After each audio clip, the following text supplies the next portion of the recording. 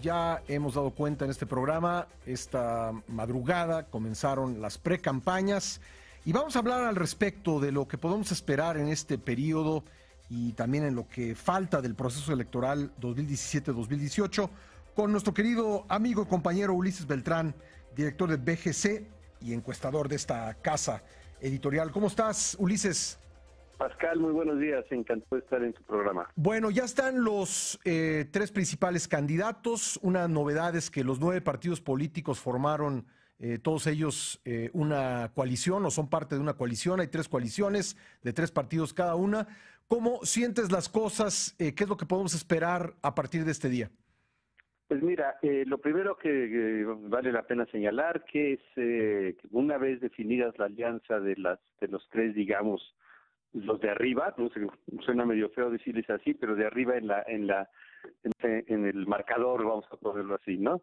Las 3 alianzas grandes ya están definidos los candidatos, ya solo nos falta, digamos, la de los independientes, que sí, pues estamos por ver si entra uno, si entran 2, si entran más, eso es lo único que nos falta por saber.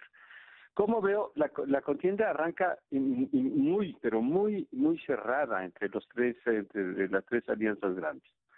Digamos, sin dar cifras exactas, porque pues, todavía no han acabado encuesta nacional reciente, pero hemos visto encuestas publicadas, hemos visto varias cosas, y tomando en cuenta todo el electorado, tenemos dividido en 20, en partes, digamos, alrededor de 20 más o menos las 3 alianzas, obviamente con López Obrador un poco adelante, en el caso de arriba, Anaya en segundo lugar y Mid en tercer lugar, pero alrededor de 20 los 3, sí, lo cual nos da 60% de las preferencias. 30%, como es común, permanece indefinido. Eso disminuye un poco a medida que van avanzando las campañas, pero se mantiene más o menos constante, de manera que nos queda 10% probable para los independientes, ¿no?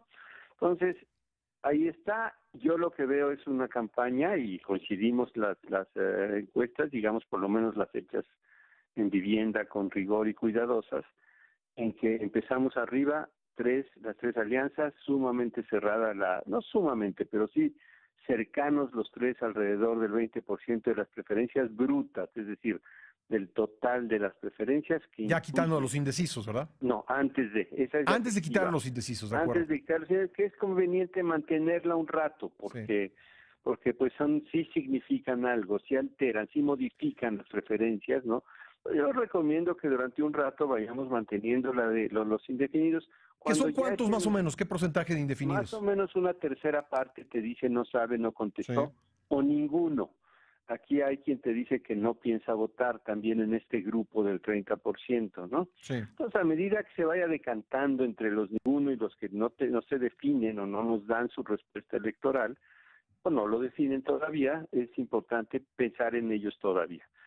Considerando eso, repito, tenemos 20% para las 3 principales, digo, no exacto, ni mucho menos, más o menos, con López Obrador arriba, Anaya en segundo y Mid en tercero, pero cercanos, no tienen unas distancias a las que nos tenías acostumbrado el ver a López Obrador solo como candidato único definido, que era una distancia notable entre él y los demás. Entonces esto ya se desvanece un poco, se va afinando y pues esta gran ventaja se acota, se hace bastante más limitada. Y pues ahora vendrá a ver precisamente cómo evolucionan estas preferencias de aquí en adelante, que también es importante saber cuántos sobre todo son los que logran la definición independiente. ¿Por qué? Porque en la medida que hay muchos, y estos muchos siguen más de 10% de la votación, solo 5, etcétera, pues el triunfo se le hace más barato o más caro para el que esté encabezando las preferencias. Me explico, o sea, si hay muchos independientes, con menos votación puedes ganar la presidencia, ¿no?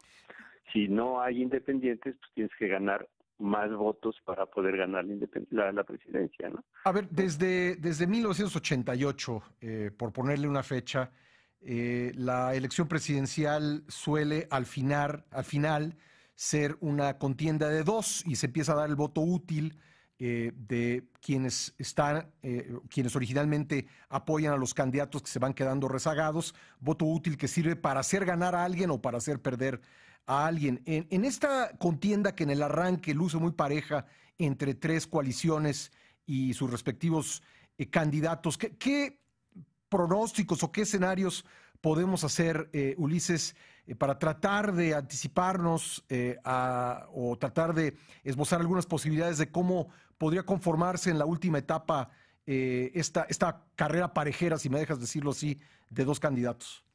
Pues mira, es una pregunta de lo más pertinente y es la pregunta que yo creo que nos estaremos haciendo hacia adelante y que, por cierto, va a provocar que las últimas encuestas no sean tan cercanas a la realidad, porque efectivamente, ¿cómo definimos el voto estratégico? Tu primera opción no tiene oportunidad de ganar y tú tienes una opción aborrecida, entonces vas a votar por la segunda opción que no es tu opción aborrecida, ¿no? Y si yo odio a uno, no llega el mío, pues voto por un tercero, ¿no? Así se conforma.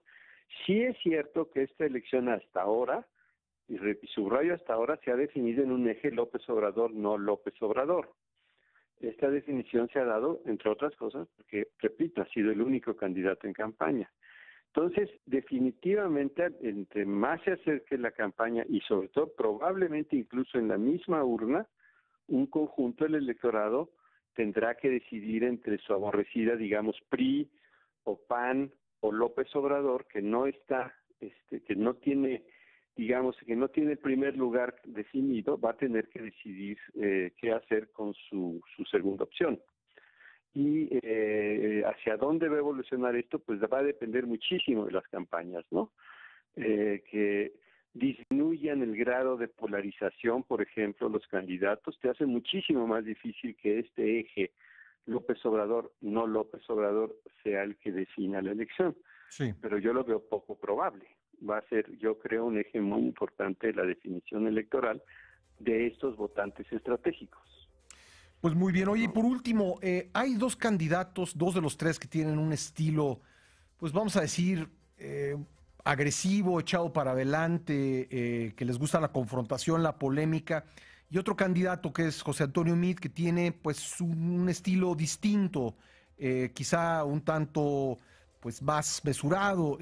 ¿Crees que eso importe en la definición de quiénes quedan al final como los dos contendientes que atraerán el voto útil? Que haría un matiz en los dos estados. Uno, digamos, el de Anaya, para poner nombres, es muy agresivo y todo, pero con un tono serio, con un tono muy racional, ¿no?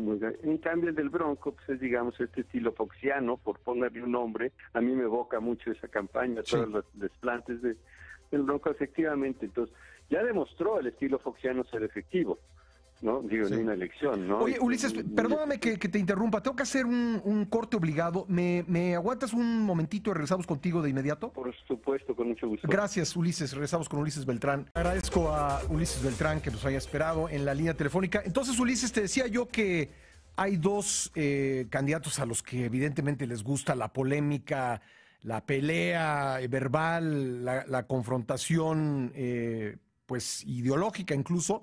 Y hay un candidato un poco más mesurado, pero tú me hacías un apunte que los tres te parecen que tienen estilos diferentes.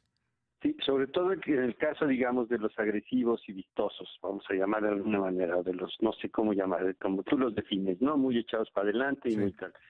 Y este estilo también, decía yo que lo veo muy claramente definido en Anaya, como en el Bronco, ¿no? En Anaya es muy agresivo. Para mí la gran duda es hacia dónde va a dirigir el PAN, su agresividad, o para dónde sus críticas en esta primera etapa de campaña. En el Estado de México se enfocaron mucho en el PRI y de alguna manera después atendieron a la candidata de Morena, ¿no? Entonces vamos a ver cómo le hacen en esta agresividad, contra quién se va a ir cada uno de los partidos. Obviamente para el López Obrador está más fácil y definido porque es una gran coalición en contra de él, digamos, es él y el resto, ¿no? Sí. Pero para ellos no. El estilo Bronco es ya demostró ser efectivo, ya demostró ser en la elección de 2000, decía yo, a mí me recuerda mucho a Fox, la manera de comportarse, esta manera, digamos, no sé cómo llamarla, campechana de hacer la política. Yo soy distinto hasta en eso, ¿no? No soy del sistema ni siquiera en la manera. Ni siquiera en el estilo. Me comporto. Exactamente, no.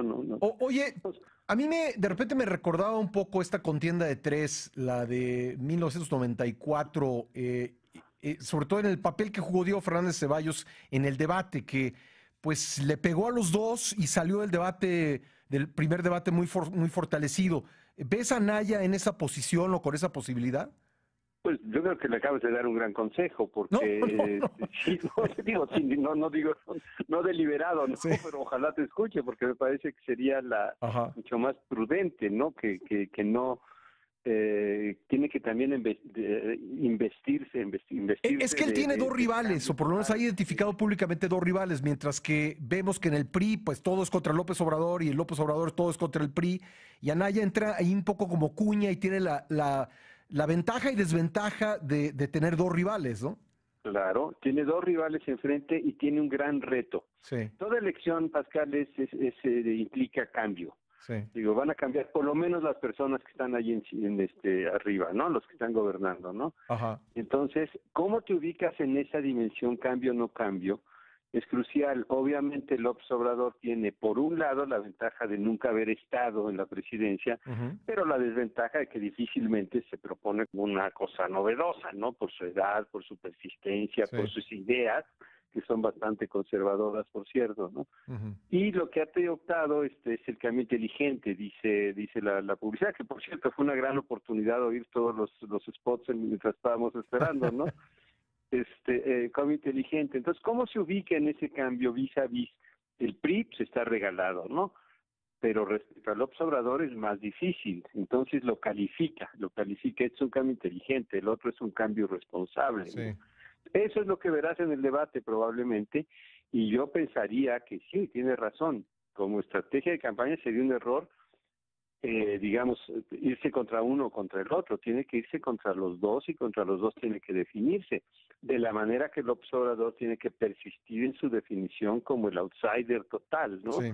Yo no soy tan... Entonces ahí tienes tres opciones ya, una oportunidad novedosa, nueva, desde un outsider como sería López Obrador, que así se quiere proponer, la de cambio en el caso de Anaya y el PAN, y muy difícil para el PRI proponerse como cambio. Lo han buscado hacer a través de la personalidad de sus candidatos, ni siquiera porque también está el caso de Miquel Arriola en el DF, claro. ¿No? No es lo de siempre porque son ciudadanos, no priistas, digamos, ¿no? Sí. Los candidatos del PRI hoy son no priistas. Este es el mensaje que quieren enviar, ¿no? Qué curioso que de los tres que estamos hablando, el único que ha militado en el PRI es Andrés Manuel López Obrador, ¿no? Sí, ¿verdad? Sí. Cierto, no lo había pensado. En el PRI, que todavía defiende, debo decirlo claramente, en el PRI de antes, en el PRI estatista, en el PRI interventor, en el PRI y no solo ha sido militante del PRI, sigue siendo en este sentido, lo digo con seriedad, no es un ataque, porque lo que propone es la vuelta a un a un estado grande, a un estado interventor, a un estado como era el PRI de los 60, 70, ¿no? Pues creo que va a haber la oportunidad de hacer análisis en los diferentes momentos, primero de esta precampaña que dura hasta el 11 de febrero y luego ya en las otras dos etapas del proceso electoral. Ojalá podamos contar con tu participación, mi querido Ulises. Cuenta con ella, con mucho gusto, y ahorita voy a ver otra vez todos los spots y a ver si la semana que entra nos echamos un análisis. Me encantaría que habláramos de cómo tu visión sobre estos instrumentos pues centrales de la propaganda por la cantidad de spots que se van a transmitir, 59 millones en esta etapa. Te mando un fuerte abrazo, Ulises. Encantado, Pascal, como siempre. Gracias, Ulises Beltrán, director de BGC.